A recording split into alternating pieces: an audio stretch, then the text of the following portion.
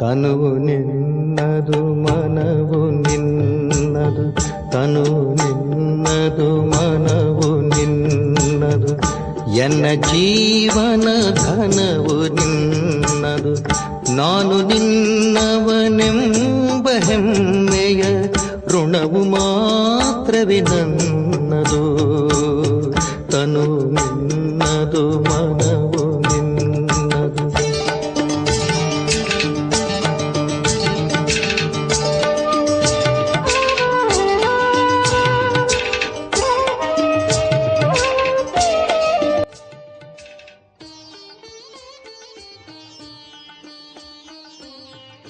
ಓಂ ಶಾಂತಿ.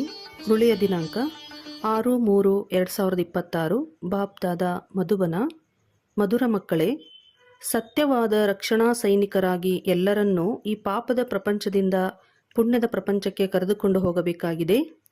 ಎಲ್ಲರ ಮುಳುಗಿರುವ ದೋಣಿಯನ್ನು ಪಾರು ಮಾಡಬೇಕಾಗಿದೆ. ಪ್ರಶ್ನೆ: ಯಾವ ನಿಶ್ಚಯವು ಪ್ರತಿಯೊಬ್ಬ ಮಗುವಿನ ಬುದ್ಧಿಯಲ್ಲಿ ನಂಬರ್ವಾರ್ ಕುಳಿತುಕೊಳ್ಳುತ್ತದೆ? ಉತ್ತರ: ಪತಿತ ಪಾವನ ನಮ್ಮ ಅತಿ ಪ್ರಿಯ ತಂದೆಯು ನಮಗೆ ಸ್ವರ್ಗದ ಆಸ್ತಿಯನ್ನು ಕೊಡುತ್ತಿದ್ದಾರೆ. ಈ ನಿಶ್ಚಯವು ಪ್ರತಿಯೊಬ್ಬರ ಬುದ್ಧಿಯಲ್ಲಿ ನಂಬರ್ವಾರ್ ಕುಳಿತುಕೊಳ್ಳುತ್ತದೆ. ಒಂದು ವೇಳೆ ಯಾರಿಗಾದರೂ ಪೂರ್ಣ ನಿಶ್ಚಯವಾಗಿ ಬಿಟ್ಟರೂ ಸಹ ಮಾಯೆಯು ಸಮ್ಮುಖದಲ್ಲಿ ನಿಂತಿದೆ. ತಂದೆಯನ್ನು ಮರೆತು ಹೋಗುತ್ತಾರೆ, ಫೇಲ್ ಆಗಿ ಬಿಡುತ್ತಾರೆ. ಯಾರಿಗೆ ನಿಶ್ಚಯವು ಕುಳಿತುಕೊಳ್ಳುವುದೋ ಅವರು ಪಾವನರಾಗುವ ಪುರುಷಾರ್ಥದಲ್ಲಿ ತೊಡಗುತ್ತಾರೆ. ಈಗ ಮನೆಗೆ ಹೋಗಬೇಕೆಂದು ಬುದ್ಧಿಯಲ್ಲಿರುತ್ತದೆ. ಶಿವ ಭಗವಾನುವಾಚ್. ಮಧುರಾತಿ ಮಧುರ ಅಗಲಿ ಹೋಗಿ ಮರಳಿ ಸಿಕ್ಕಿರುವ ಮಕ್ಕಳ ಪ್ರತಿ ಸುಪ್ರಭಾತ. ಮಕ್ಕಳು ಇದನ್ನಂತೂ ತಿಳಿದುಕೊಂಡಿದ್ದೀರಿ. ಸತ್ಯಯುಗದಲ್ಲಿ ಸದಾ good morning, good day, good everything, good night ಎಲ್ಲವೂ ಶುಭವೇ ಆಗಿರುತ್ತದೆ. ಇಲ್ಲಿ ಗುಡ್ ಮಾರ್ನಿಂಗು ಇಲ್ಲ, ಗುಡ್ ನೈಟು ಯಾವುದೂ ಇಲ್ಲ.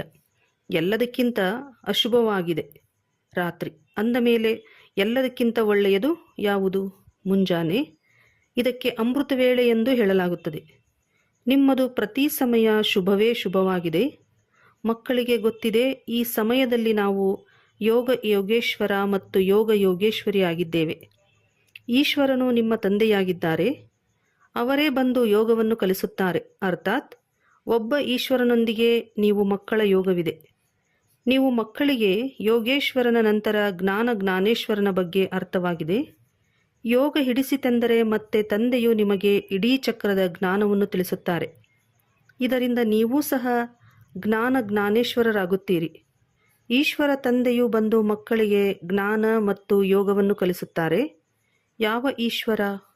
ನಿರಾಕಾರ ತಂದೆ. ಈಗ ಬುದ್ಧಿಗೆ ಕೆಲಸ ಕೊಡಿ. ಗುರುಗಳದು ಅನೇಕ ಮತಗಳಿವೆ. ಕೆಲವರು ಕೃಷ್ಣನೊಂದಿಗೆ ಯೋಗವನ್ನಿಡಿ ಎಂದು ಹೇಳಿ ಅವರ ಚಿತ್ರವನ್ನು ಕೊಡುತ್ತಾರೆ. ಕೆಲವರು ಸಾಯಿಬಾಬಾ, ಕೆಲವರು ಮಹರ್ಷಿ ಬಾಬಾ, ಇನ್ನೂ ಕೆಲವರು ಮುಸಲ್ಮಾನರ ಮತ್ತು ಕೆಲವರು ಪಾರಸಿಗಳ, ಹೀಗೆ ಎಲ್ಲರನ್ನೂ ಬಾಬಾ ಬಾಬಾ ಎಂದು ಹೇಳುತ್ತಿರುತ್ತಾರೆ. ಎಲ್ಲರೂ ಭಗವಂತರೇ ಎಂದು ಹೇಳುತ್ತಾರೆ. ಈಗ ನಿಮಗೆ ತಿಳಿದಿದೆ, ಮನುಷ್ಯರು ಭಗವಂತನಾಗಲು ಸಾಧ್ಯವಿಲ್ಲ. ವಾಸ್ತವದಲ್ಲಿ ಈ ಲಕ್ಷ್ಮೀನಾರಾಯಣರಿಗೂ ಸಹ ಭಗವಾನ್ ಭಗವತಿ ಎಂದು ಹೇಳಲು ಸಾಧ್ಯವಿಲ್ಲ. ಭಗವಂತನು ಒಬ್ಬ ನಿರಾಕಾರನಾಗಿದ್ದಾರೆ. ಅವರು ನೀವೆಲ್ಲ ಆತ್ಮರ ತಂದೆಯಾಗಿದ್ದಾರೆ. ಅವರಿಗೆ ಶಿವತಂದೆ ಎಂದು ಹೇಳಲಾಗುತ್ತದೆ. ನೀವೇ ಜನ್ಮ ಜನ್ಮಾಂತರದಿಂದ ಸತ್ಸಂಗವನ್ನು ಮಾಡುತ್ತಾ ಬಂದಿದ್ದೀರಿ. ಯಾರಾದರೂ ಸನ್ಯಾಸಿ, ಸಾಧು, ಪಂಡಿತ ಮೊದಲಾದವರು ಖಂಡಿತ ಇರುತ್ತಾರೆ. ಇವರು ನಮ್ಮ ಗುರುವಾಗಿದ್ದಾರೆ, ನಮಗೆ ಕಥೆಯನ್ನು ಹೇಳುತ್ತಿದ್ದಾರೆಂದು ಮನುಷ್ಯರು ತಿಳಿದುಕೊಳ್ಳುತ್ತಾರೆ. ಸತ್ಯಯುಗದಲ್ಲಿ ಕತೆ ಇತ್ಯಾದಿಗಳು ಏನೂ ಇರುವುದಿಲ್ಲ. ತಂದೆಯು ತಿಳಿಸುತ್ತಾರೆ, ಕೇವಲ ಭಗವಂತ ಅಥವಾ ಈಶ್ವರ ಎಂದು ಹೇಳಿದಾಗ ಆ ರಸವು ಬರುವುದಿಲ್ಲ. ಅವರು ತಂದೆಯಾಗಿದ್ದಾರೆ. ಆದ್ದರಿಂದ ಬಾಬಾ ಎಂದು ಹೇಳಿದಾಗ ಸಂಬಂಧವು ಸ್ನೇಹಪೂರ್ಣವಾಗಿ ಬಿಡುತ್ತದೆ. ನೀವು ತಿಳಿದುಕೊಂಡಿದ್ದೀರಿ, ನಾವು ಮಮ್ಮ ಬಾಬಾರವರ ಮಕ್ಕಳಾಗಿದ್ದೇವೆ. ಅವರಿಂದ ನಮಗೆ ಸ್ವರ್ಗದ ಸುಖ ಸಿಗುತ್ತದೆ. ನಾವು ಈ ಸತ್ಸಂಗದಿಂದ ಮನುಷ್ಯನಿಂದ ದೇವತೆ, ನರಕವಾಸಿಗಳಿಂದ ಸ್ವರ್ಗವಾಸಿಗಳೆಂದು ತಿಳಿಯುವಂತಹ ಇಂತಹ ಸತ್ಸಂಗವು ಬೇರೆ ಯಾವುದೂ ಇರಲು ಸಾಧ್ಯವಿಲ್ಲ. ಈಗ ನಿಮ್ಮದು ಸತ್ಯ ತಂದೆಯ ಜೊತೆ ಸಂಘವಿದೆ. ಮತ್ತೆಲ್ಲರದೂ ಅಸತ್ಯವಂತರ ಜೊತೆ ಸಂಘವೆಂದು ಹೇಳಲಾಗುತ್ತದೆ. ಸತ್ಸಂಗವು ಮೇಲೆತ್ತುವುದು, ಕೆಟ್ಟ ಸಂಘವು ಬೀಳಿಸುವುದು ಎಂದು ಗಾಯನವಿದೆ. ಆದ್ದರಿಂದ ತಂದೆಯು ತಿಳಿಸುತ್ತಾರೆ, ಆತ್ಮ ಅಭಿಮಾನಿಯಾಗಿರಿ. ನಾನು ಮಕ್ಕಳು ಅರ್ಥಾತ್ ಆತ್ಮರಿಗೆ ಕಲಿಸುತ್ತೇನೆ. ಈ ಆತ್ಮಿಕ ಜ್ಞಾನವನ್ನು ಆತ್ಮಗಳ ಪ್ರತಿ ಪರಮಾತ್ಮನೇ ಬಂದು ತಿಳಿಸುತ್ತಾರೆ. ಉಳಿದೆಲ್ಲವೂ ಭಕ್ತಿ ಮಾರ್ಗವಾಗಿದೆ, ಅದು ಜ್ಞಾನ ಮಾರ್ಗವಲ್ಲ. ತಂದೆಯು ತಿಳಿಸುತ್ತಾರೆ, ನಾನು ಎಲ್ಲ ವೇದ ಶಾಸ್ತ್ರಗಳನ್ನು, ಸೃಷ್ಟಿಯ ಆದಿ ಮಧ್ಯ ಅಂತ್ಯವನ್ನು ಅರಿತುಕೊಂಡಿದ್ದೇನೆ. ನಾನು ಅಥಾರಿಟಿಯಾಗಿದ್ದೇನೆ. ಆ ಮನುಷ್ಯರು ಭಕ್ತಿ ಮಾರ್ಗದ ಅಥಾರಿಟಿಯಾಗಿದ್ದಾರೆ. ಅನೇಕ ಶಾಸ್ತ್ರ ಮೊದಲಾದವುಗಳನ್ನು ಓದುತ್ತಾರೆ. ಆದ್ದರಿಂದ ಅವರಿಗೆ ಶಾಸ್ತ್ರಗಳ ಅಥಾರಿಟಿ ಎಂದು ಹೇಳುತ್ತಾರೆ. ನಿಮಗೆ ತಂದೆಯು ಬಂದು ಸತ್ಯವನ್ನು ತಿಳಿಸುತ್ತಾರೆ. ನೀವೀಗ ತಿಳಿದುಕೊಂಡಿದ್ದೀರಿ, ಸತ್ಯ ಸಂಘವು ಮೇಲೆತ್ತುವುದು, ಕೆಟ್ಟ ಸಂಘವು ಮುಳುಗಿಸುವುದು. ಈಗ ತಂದೆಯು ನೀವು ಮಕ್ಕಳ ಮೂಲಕ ಭಾರತವನ್ನು ರಕ್ಷಣೆ ಮಾಡುತ್ತಿದ್ದಾರೆ. ನೀವು ಆತ್ಮಿಕ ರಕ್ಷಣಾ ಸೈನಿಕರಾಗಿದ್ದೀರಿ. ತಂದೆಯು ತಿಳಿಸುತ್ತಾರೆ, ಯಾವ ಭಾರತವು ಸ್ವರ್ಗವಾಗಿತ್ತೋ ಅದು ಈಗ ನರಕವಾಗಿದೆ, ಅರ್ಥಾತ್ ಮುಳುಗಿದೆ. ಅಂದರೆ ಅದೇನೂ ಸ್ಥೂಲವಾಗಿ ಸಾಗರದ ಕೆಳಗಡೆ ಇಲ್ಲ. ನೀವು ಸತೋಪ್ರಧಾನರಿಂದ ತಮೋಪ್ರಧಾನರಾಗಿದ್ದೀರಿ. ಸತ್ಯ ತ್ರೇತಾಯುಗವು ಸತೋಪ್ರಧಾನವಾಗಿದೆ. ಇದು ದೊಡ್ಡ ಹಡಗು ಆಗಿದೆ. ನೀವೀಗ ಹಡಗಿನಲ್ಲಿ ಕುಳಿತಿದ್ದೀರಿ. ಇದು ಪಾಪದ ನಗರವಾಗಿದೆ, ಏಕೆಂದರೆ ಇಲ್ಲಿ ಎಲ್ಲರೂ ಪಾಪಾತ್ಮರಿದ್ದಾರೆ. ವಾಸ್ತವದಲ್ಲಿ ಗುರು ಒಬ್ಬರೇ ಆಗಿದ್ದಾರೆ. ಅವರನ್ನು ಯಾರೂ ತಿಳಿದುಕೊಂಡಿಲ್ಲ. ಯಾವಾಗಲೂ ಓ ಗಾಡ್ ಫಾದರ್ ಎಂದು ಹೇಳುತ್ತಾರೆ. ಗಾಡ್ ಫಾದರ್ ಕಮ್ ಪ್ರಿಸೆಪ್ಟರ್ ಎಂದು ಹೇಳುವುದಿಲ್ಲ, ಕೇವಲ ಫಾದರ್ ಎಂದು ಹೇಳುತ್ತಾರೆ. ಅವರು ಪತಿತ ಪಾವನ ಆಗಿದ್ದಾರೆ, ಅಂದ ಮೇಲೆ ಗುರುವೂ ಆದರು. ಸರ್ವರ ಪತಿತ ಪಾವನ ಸದ್ಗತಿದಾತನು ಒಬ್ಬರೇ ಆಗಿದ್ದಾರೆ. ಈ ಪತಿತ ಪ್ರಪಂಚದಲ್ಲಿ ಯಾವುದೇ ಮನುಷ್ಯರು ಸದ್ಗತಿದಾತ ಅಥವಾ ಪತಿತ ಪಾವನರಾಗಲು ಸಾಧ್ಯವಿಲ್ಲ. ತಂದೆಯು ತಿಳಿಸುತ್ತಾರೆ, ಇಲ್ಲಿ ಎಷ್ಟೊಂದು ಕಲುಷಿತ ಭ್ರಷ್ಟಾಚಾರವಿದೆ. ನಾನೀಗ ಕನ್ಯೆಯರು ಮಾತೆಯರ ಮೂಲಕ ಎಲ್ಲರ ಉದ್ಧಾರ ಮಾಡಬೇಕಾಗಿದೆ. ನೀವೆಲ್ಲ ಬ್ರಹ್ಮಕುಮಾರ ಕುಮಾರಿಯರು, ಸಹೋದರ ಸಹೋದರಿಯರಾದಿರಿ. ಇಲ್ಲವೆಂದರೆ ತಾತನ ಆಸ್ತಿಯು ಹೇಗೆ ಸಿಗುವುದು? ತಾತನಿಂದ 21 ಜನ್ಮಗಳ ಅರ್ಥಾತ್ ಸ್ವರ್ಗದ ರಾಜಧಾನಿಯ ಆಸ್ತಿಯು ಸಿಗುತ್ತದೆ. ಎಷ್ಟು ದೊಡ್ಡ ಸಂಪಾದನೆಯಾಗಿದೆ! ಇದು ಸತ್ಯ ತಂದೆಯ ಮೂಲಕ ಸತ್ಯ ಸಂಪಾದನೆಯಾಗಿದೆ. ತಂದೆಯೂ ಆಗಿದ್ದಾರೆ, ಶಿಕ್ಷಕನೂ ಆಗಿದ್ದಾರೆ, ಸದ್ಗುರುವೂ ಆಗಿದ್ದಾರೆ. ಪ್ರತ್ಯಕ್ಷದಲ್ಲಿ ಮಾಡಿ ತೋರಿಸುವವರಾಗಿದ್ದಾರೆ. ಗುರುವು ಮರಣ ಹೊಂದಿದರೆ ಶಿಷ್ಯನಿಗೆ ಅವರ ಸಿಂಹಾಸನ ಸಿಗುವುದು ಎಂದಲ್ಲ. ಅವರಂತೂ ದೈಹಿಕ ಗುರುಗಳಾದರು. ಇವರು ಆತ್ಮಿಕ ಗುರುವಾಗಿದ್ದಾರೆ. ಈ ಮಾತನ್ನು ಬಹಳ ಚೆನ್ನಾಗಿ ತಿಳಿದುಕೊಳ್ಳಬೇಕಾಗಿದೆ, ಏಕೆಂದರೆ ಇವು ಹೊಸ ಮಾತುಗಳಾಗಿವೆ. ನೀವು ತಿಳಿದುಕೊಂಡಿದ್ದೀರಿ. ನಮಗೆ ಯಾವುದೇ ಮನುಷ್ಯರು ಓದಿಸುವುದಿಲ್ಲ. ನಮಗೆ ಶಿವತಂದೆ, ಜ್ಞಾನಸಾಗರ, ಪತಿತ ಪಾವನನು ಈ ಶರೀರದ ಮೂಲಕ, ಅಂದರೆ ಬ್ರಹ್ಮಾರವರ ಶರೀರದ ಮೂಲಕ ಓದಿಸುತ್ತಾರೆ. ನಿಮ್ಮ ಬುದ್ಧಿಯು ಶಿವತಂದೆಯ ಕಡೆ ಇದೆ. ಆ ಸತ್ಸಂಗಗಳಲ್ಲಿ ಬುದ್ಧಿಯು ಮನುಷ್ಯರ ಕಡೆ ಹೋಗುತ್ತದೆ. ಅದೆಲ್ಲವೂ ಭಕ್ತಿ ಮಾರ್ಗವಾಗಿದೆ. ನೀವು ಮಾತಾಪಿತಾ, ನಾನು ನಿಮ್ಮ ಬಾಲಕನೆಂದು ನೀವು ಹಾಡುತ್ತೀರಿ. ಇಲ್ಲಂತೂ ಒಬ್ಬರೇ ತಂದೆ. ಆದರೆ ತಂದೆಯು ತಿಳಿಸುತ್ತಾರೆ, ನಾನು ಬಂದು ನಿಮ್ಮನ್ನು ಹೇಗೆ ನನ್ನವರನ್ನಾಗಿ ಮಾಡಿಕೊಳ್ಳಲಿ? ನಾನು ನಿಮ್ಮ ಪಿತನಾಗಿದ್ದೇನೆ. ಆದ್ದರಿಂದ ಬ್ರಹ್ಮಾರವರ ತನುವಿನ ಆಧಾರ ತೆಗೆದುಕೊಳ್ಳುತ್ತೇನೆ ಅಂದಾಗ ಬ್ರಹ್ಮಾರವರು ನನ್ನ ಸ್ತ್ರೀಯೂ ಆಗಿದ್ದಾರೆ ಮತ್ತು ಮಗನೂ ಆಗಿದ್ದಾರೆ. ಇವರ ಮೂಲಕ ಶಿವತಂದೆಯು ಮಕ್ಕಳನ್ನು ದತ್ತು ಮಾಡಿಕೊಳ್ಳುವ ಕಾರಣ ಇವರು ದೊಡ್ಡ ತಾಯಿಯೂ ಆದರು. ಶಿವತಂದೆಗೆ ಯಾರೂ ತಾಯಿ ಇಲ್ಲ. ಸರಸ್ವತಿಗೆ ಜಗದಂಬೆ ಎಂದು ಹೇಳಲಾಗುತ್ತದೆ. ನಿಮ್ಮ ಪಾಲನೆಗಾಗಿ ಅವರನ್ನು ನಿಗದಿಪಡಿಸಿದ್ದಾರೆ. ಸರಸ್ವತಿಯು ಜ್ಞಾನೇಶ್ವರಿಯಾಗಿದ್ದಾರೆ. ಇವರು ಚಿಕ್ಕ ತಾಯಿಯಾಗಿದ್ದಾರೆ. ಇವು ಬಹಳ ಗುಹ್ಯವಾದ ಮಾತುಗಳಾಗಿವೆ. ನೀವೀಗ ಈ ಗುಹ್ಯ ವಿದ್ಯೆಯನ್ನು ಓದುತ್ತಿದ್ದೀರಿ. ನೀವು ಗೌರವಪೂರ್ಣವಾಗಿ ತೇರ್ಗಡೆಯಾಗಬೇಕಾಗಿದೆ. ಈ ಲಕ್ಷ್ಮೀನಾರಾಯಣರು ಗೌರವಪೂರ್ಣವಾಗಿ ತೇರ್ಗಡೆಯಾಗಿದ್ದಾರೆ. ಅವರಿಗೆ ಎಲ್ಲರಿಗಿಂತ ದೊಡ್ಡ ಸ್ಕಾಲರ್ಶಿಪ್ ಸಿಕ್ಕಿದೆ. ಯಾವುದೇ ಶಿಕ್ಷೆಯನ್ನು ಅನುಭವಿಸಬೇಕಾಗಲಿಲ್ಲ. ತಂದೆಯು ತಿಳಿಸುತ್ತಾರೆ, ಮಕ್ಕಳೇ, ಎಷ್ಟು ಸಾಧ್ಯವೋ ಅಷ್ಟು ನೆನಪು ಮಾಡಿ. ಇದಕ್ಕೆ ಭಾರತದ ಪ್ರಾಚೀನ ಯೋಗ ಎಂದು ಹೇಳಲಾಗುತ್ತದೆ. ತಂದೆಯು ತಿಳಿಸುತ್ತಾರೆ, ನಿಮಗೆ ಎಲ್ಲ ವೇದಶಾಸ್ತ್ರಗಳ ಸಾರವನ್ನು ತಿಳಿಸುತ್ತೇನೆ. ನಾನು ನಿಮಗೆ ರಾಜಯೋಗವನ್ನು ಕಲಿಸಿದೆನೋ ಅದರಿಂದ ನೀವು ಪ್ರಾರಬ್ಧವನ್ನು ಪಡೆದಿರಿ. ನಂತರ ಜ್ಞಾನವು ಸಮಾಪ್ತಿಯಾಯಿತು. ಅಂದ ಮೇಲೆ ಇದು ಪರಂಪರೆಯಿಂದ ನಡೆದು ಬರಲು ಹೇಗೆ ಸಾಧ್ಯ? ಸತ್ಯಯುಗದಲ್ಲಿ ಯಾವುದೇ ಶಾಸ್ತ್ರಗಳು ಇರುವುದಿಲ್ಲ. ಅನ್ಯ ಧರ್ಮದವರಾದ ಇಸ್ಲಾಮಿಗಳು, ಬೌದ್ಧಿಗಳು ಮೊದಲಾದವರ ಜ್ಞಾನವು ಪ್ರಾಯಲೋಪವಾಗುವುದಿಲ್ಲ. ಅವರದೂ ಪರಂಪರೆ ನಡೆಯುತ್ತದೆ, ಎಲ್ಲರಿಗೂ ತಿಳಿದಿದೆ. ಆದರೆ ತಂದೆಯು ತಿಳಿಸುತ್ತಾರೆ, ನಾನು ನಿಮಗೆ ಯಾವ ಜ್ಞಾನವನ್ನು ತಿಳಿಸುತ್ತೇನೆಯೋ ಅದನ್ನು ಯಾರೂ ತಿಳಿದುಕೊಂಡಿಲ್ಲ. ಭಾರತವು ದುಃಖಿಯಾಗಿ ಬಿಡುತ್ತದೆ. ನಾನು ಬಂದು ಅದನ್ನು ಸದಾ ಸುಖಿಯನ್ನಾಗಿ ಮಾಡುತ್ತೇನೆ. ತಂದೆಯು ತಿಳಿಸುತ್ತಾರೆ, ನಾನು ಸಾಧಾರಣ ತನುವಿನಲ್ಲಿ ಕುಳಿತಿದ್ದೇನೆ. ನಿಮ್ಮ ಬುದ್ಧಿಯೋಗವು ತಂದೆಯ ಜೊತೆಯಲ್ಲಿಯೇ ಇರಲಿ. ಆತ್ಮಗಳ ತಂದೆಯು ಪರಮಪಿತ ಶಿವಪರಮಾತ್ಮನಾಗಿದ್ದಾರೆ. ಅವರು ಸರ್ವ ಮಕ್ಕಳ ತಂದೆಯಾಗಿದ್ದಾರೆ. ಅಂದ ಮೇಲೆ ಅವರಿಗೆ ಎಲ್ಲರೂ ಮಕ್ಕಳಾದರು. ಎಲ್ಲ ಆತ್ಮರು ಈ ಸಮಯದಲ್ಲಿ ಪತಿತರಾಗಿದ್ದಾರೆ. ನಾನೀಗ ಪ್ರತ್ಯಕ್ಷವಾಗಿ ಬಂದಿದ್ದೇನೆ. ವಿನಾಶವು ಸಮ್ಮುಖದಲ್ಲಿ ನಿಂತಿದೆ. ನಿಮಗೆ ತಿಳಿದಿದೆ, ಇದಕ್ಕೆ ಬೆಂಕಿ ಬೀಳುವುದು. ಎಲ್ಲರ ಶರೀರಗಳು ಸಮಾಪ್ತಿಯಾಗುತ್ತವೆ. ಎಲ್ಲ ಆತ್ಮರು ಹಿಂತಿರುಗಿ ಮನೆಗೆ ಹೋಗಬೇಕಾಗಿದೆ. ಬ್ರಹ್ಮತತ್ವದಲ್ಲಿ ಲೀನವಾಗುತ್ತಾರೆ ಅಥವಾ ಜ್ಯೋತಿಯಲ್ಲಿ ಸಮಾವೇಶವಾಗುತ್ತಾರೆ ಎಂದಲ್ಲ. ಬ್ರಹ್ಮ ಸಮಾಜಿಗಳು ಜ್ಯೋತಿಯನ್ನು ಬೆಳಗಿಸುತ್ತಾರೆ. ಅದಕ್ಕೆ ಬ್ರಹ್ಮ ಮಂದಿರವೆಂದು ಹೇಳಲಾಗುತ್ತದೆ. ವಾಸ್ತವದಲ್ಲಿ ಬ್ರಹ್ಮ ಮಹಾತತ್ವವಾಗಿದೆ. ಅಲ್ಲಿ ಎಲ್ಲ ಆತ್ಮರು ಇರುತ್ತಾರೆ. ನಮ್ಮ ಮೊದಲ ಮಂದಿರವು ಅದಾಗಿದೆ. ಅಲ್ಲಿ ಪವಿತ್ರ ಆತ್ಮರಿರುತ್ತಾರೆ. ಈ ಮಾತುಗಳನ್ನು ಯಾವುದೇ ಮನುಷ್ಯರು ತಿಳಿದುಕೊಂಡಿಲ್ಲ.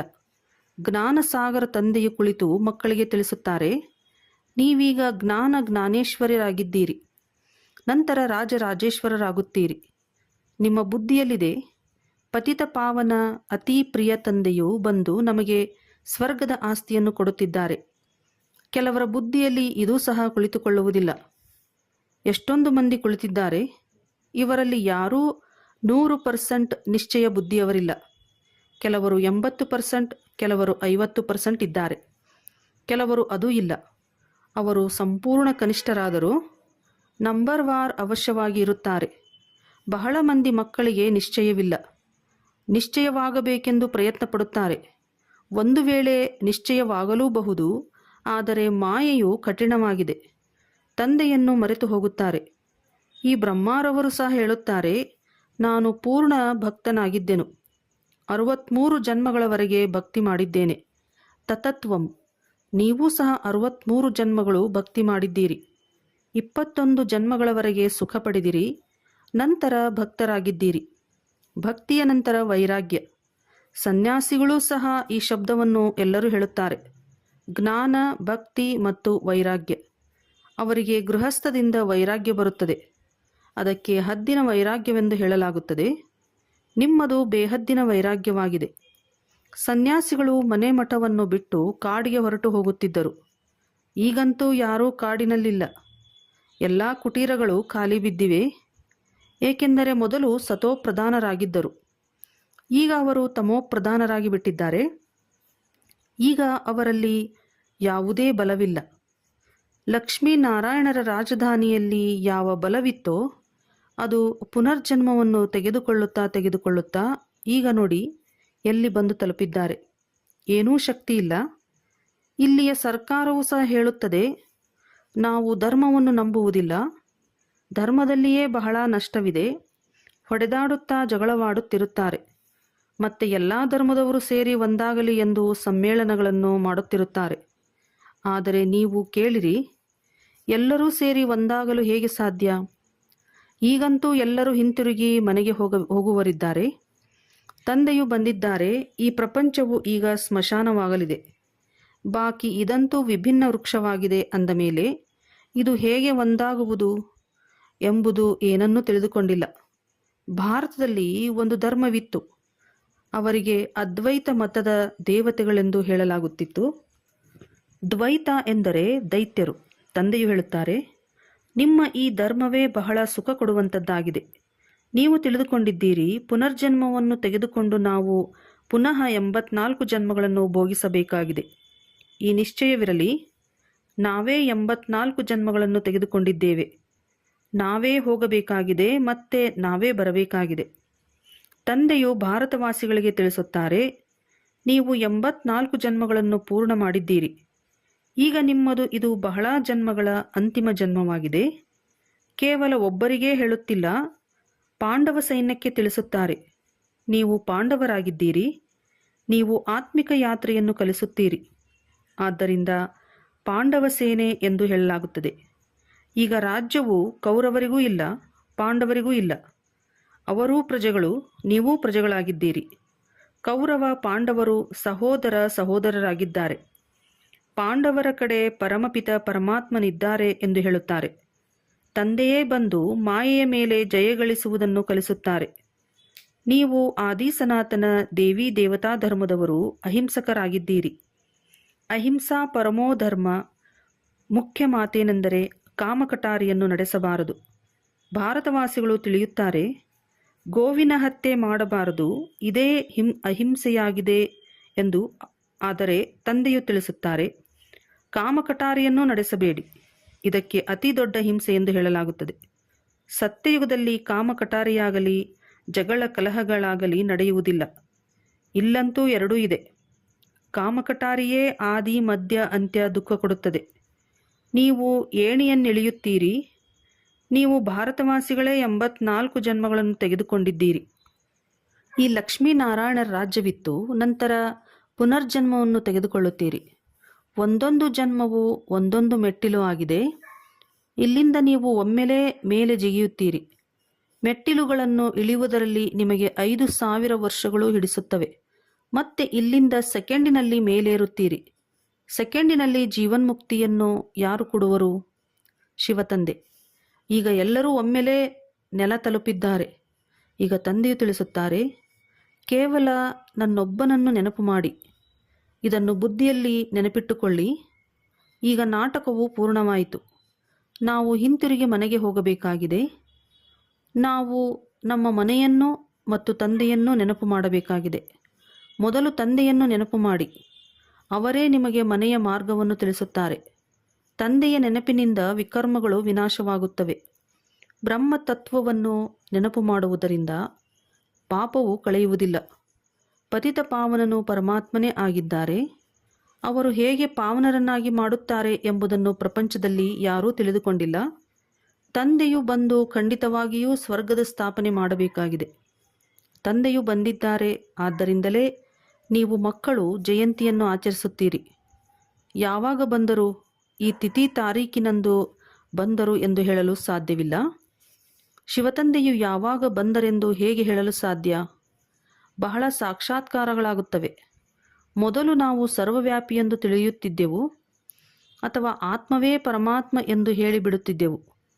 ಈಗ ಯಥಾರ್ಥವು ಅರ್ಥವಾಗಿದೆ. ತಂದೆಯು ದಿನಪ್ರತಿದಿನ ಗುಹ್ಯ ಮಾತುಗಳನ್ನು ತಿಳಿಸುತ್ತಾ ಇರುತ್ತಾರೆ. ನೀವು ಸಾಧಾರಣ ಮಕ್ಕಳು ಎಷ್ಟು ದೊಡ್ಡ ಜ್ಞಾನವನ್ನು ಓದುತ್ತಿದ್ದೀರಿ. ಒಳ್ಳೆಯದು. ಮಧುರಾತಿ ಮಧುರ ಅಗಲಿ ಹೋಗಿ ಮರಳಿ ಸಿಕ್ಕಿರುವ ಮಕ್ಕಳ ಪ್ರತಿ ಮಾತಾಪಿತಾ ಬಾಪ್ದಾದಾರವರ ನೆನಪು, ಪ್ರೀತಿ ಹಾಗೂ ಸುಪ್ರಭಾತ. ಆತ್ಮಿಕ ಮಕ್ಕಳಿಗೆ ಆತ್ಮಿಕ ತಂದೆಯ ನಮಸ್ತೆ. ಆತ್ಮಿಕ ಮಕ್ಕಳಿಂದ ಆತ್ಮಿಕ ತಂದೆಗೆ ನಮಸ್ತೆ, ನಮಸ್ತೆ, ನಮಸ್ತೆ. ಧಾರಣೆಗಾಗಿ ಮುಖ್ಯ ಸಾರ. ಗೌರವಪೂರ್ಣವಾಗಿ ತೇರ್ಗಡೆಯಾಗಲು ಶಿಕ್ಷೆಗಳಿಂದ ಮುಕ್ತರಾಗುವ ಪುರುಷಾರ್ಥ ಮಾಡಬೇಕಾಗಿದೆ. ನೆನಪಿನಲ್ಲಿರುವುದರಿಂದಲೇ ಸ್ಕಾಲರ್ಶಿಪ್ ತೆಗೆದುಕೊಳ್ಳಲು ಅಧಿಕಾರಿಗಳಾಗುವಿರಿ. ಸತ್ಯ ಪಾಂಡವರಾಗಿ ಎಲ್ಲರಿಗೂ ಆತ್ಮಿಕ ಯಾತ್ರೆಯನ್ನು ಮಾಡಿಸಬೇಕಾಗಿದೆ. ಯಾವುದೇ ಪ್ರಕಾರದ ಹಿಂಸೆ ಮಾಡಬಾರದು. ವರದಾನ: ಲೈಟ್ ಹೌಸ್ನ ಸ್ಥಿತಿಯ ಮೂಲಕ ಪಾಪಕರ್ಮಗಳನ್ನು ಸಮಾಪ್ತಿ ಮಾಡುವಂತಹ ಪುಣ್ಯ ಆತ್ಮ ಆಗಿರಿ. ಎಲ್ಲಿ ಜ್ಞಾನದ ಬೆಳಕಿರುತ್ತದೆಯೋ ಅಲ್ಲಿ ಯಾವುದೇ ಪಾಪಕರ್ಮಗಳು ಆಗುವುದಿಲ್ಲ. ಅಂದಾಗ ಸದಾ ಲೈಟ್ ಹೌಸ್ನ ಸ್ಥಿತಿಯಲ್ಲಿ ಇರುವುದರಿಂದ ಮಾಯೆಯು ಯಾವುದೇ ಪಾಪಕರ್ಮಗಳನ್ನು ಮಾಡಿಸಲು ಸಾಧ್ಯವಿಲ್ಲ. ಸದಾ ಪುಣ್ಯಾತ್ಮ ಆಗಿಬಿಡುವಿರಿ. ಪುಣ್ಯ ಆತ್ಮನು ಸಂಕಲ್ಪದಲ್ಲಿಯೂ ಯಾವುದೇ ಪಾಪಕರ್ಮಗಳನ್ನು ಮಾಡಲು ಸಾಧ್ಯವಿಲ್ಲ. ಎಲ್ಲಿ ಪಾಪವಾಗುವುದೋ ಅಲ್ಲಿ ತಂದೆಯ ನೆನಪಿರುವುದಿಲ್ಲ. ಹಾಗಾದರೆ ದೃಢ ಸಂಕಲ್ಪವನ್ನು ಮಾಡಿರಿ. ನಾನು ಪುಣ್ಯ ಆತ್ಮನಾಗಿದ್ದೇನೆ. ಪಾಪವು ನನ್ನ ಮುಂದೆ ಬರುವುದಕ್ಕೂ ಸಾಧ್ಯವಿಲ್ಲ. ಸ್ವಪ್ನ ಅಥವಾ ಸಂಕಲ್ಪದಲ್ಲಿಯೂ ಪಾಪವು ಬರಲು ಬಿಡಬಾರದು. ಸ್ಲೋಗನ್: ಯಾರು ಪ್ರತಿಯೊಂದು ದೃಶ್ಯವನ್ನು ಸಾಕ್ಷಿಯಾಗಿದ್ದು ನೋಡುವರೋ ಅವರೇ ಸದಾ ಹರ್ಷಿತವಾಗಿರುತ್ತಾರೆ. ಅವ್ಯಕ್ತ ಸೂಚನೆ: ನಿಶ್ಚಯದ ತಳಪಾಯವನ್ನು ಬಲಗೊಳಿಸಿ ಸದಾ ನಿರ್ಭಯ ಮತ್ತು ನಿಶ್ಚಿಂತರಾಗಿರಿ. ನಿಶ್ಚಯ ಬುದ್ಧಿ ಮಕ್ಕಳು ಸದಾ ಹರ್ಷಿತ ಮತ್ತು ನಿಶ್ಚಿಂತವಾಗಿರುತ್ತಾರೆ. ಚಿಂತೆ ಖುಷಿಯನ್ನು ಸಮಾಪ್ತಿ ಮಾಡಿಬಿಡುತ್ತದೆ ಮತ್ತು ನಿಶ್ಚಿಂತವಾಗಿದ್ದರೆ ಸದಾ ಖುಷಿ ಇರುತ್ತದೆ. ಯಾವಾಗ ಯಾವುದೇ ಮಾತಿನಲ್ಲಿ ಏಕೆ ಆಯಿತು, ಹೇಗೆ ಆಯಿತು, ಏನಾಗುವುದು, ಈ ರೀತಿ ಇಂಥ ಪ್ರಶ್ನೆಗಳು ಬಂದಾಗ ಚಿಂತೆಯಾಗುವುದು. ಏನು, ಏಕೆ, ಹೇಗೆ ಇವು ಚಿಂತೆಯ ಅಲೆಗಳಾಗಿವೆ. ಕೆಲವರು ಹೇಳುತ್ತಾರೆ, ನನ್ನಿಂದಲೇ ಏಕೆ ಆಗುತ್ತದೆ, ನನ್ನ ಹಿಂದೆ ಈ ಬಂಧನ ಏಕೆ ಇದೆ, ನನ್ನ ಹಿಂದೆ ಏಕೆ ಬರುತ್ತದೆ, ನನ್ನದೇ ಲೆಕ್ಕಾಚಾರ ಕಠಿಣವಾಗಿದೆ. ಏಕೆ ಬರುವುದೆಂದರೆ ಚಿಂತೆಯ ಅಲೆ. ಯಾರು ಈ ಚಿಂತೆಗಳಿಂದ ದೂರವಿದ್ದಾರೆ, ಭಿನ್ನವಾಗಿದ್ದಾರೆ, ಅವರೇ ನಿಶ್ಚಿಂತರು. ಒಳ್ಳೆಯದು. ಓಂ ಶಾಂತಿ.